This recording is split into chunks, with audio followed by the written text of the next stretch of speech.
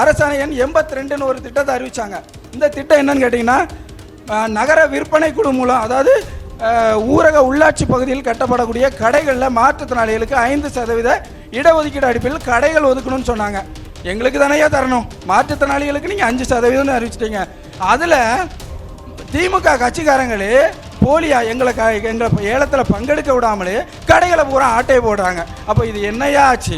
நீங்கள் 2026 தமிழக முதல்வராக பொறுப்பேற்ற பிறகு நீங்கள் மாற்றுத்திறனாளிகளுக்கு மாதாந்திர உதவித்தொகையை 3000 உயர்த்தி தரணும் ஐயா. நீங்கள் பல்வேறு கோரிக்கைகளை படிச்சிருக்கிறீங்க. அந்த மாற்றுத்திறனாளி கொடுக்கப்படுகிற உதவித்தொகை உயர்த்தி வழங்கப்படும் சொல்லியிருக்கிறீங்க. இன்னும் பல கோரிக்கைகள்லாம் நீங்கள் பேசியிருக்கிறீங்க. மாற்றுத்திறனாளிக்கு இங்கே கடை ஒதுக்குவதிலே முறைகேடுன்னு சொன்னாங்க.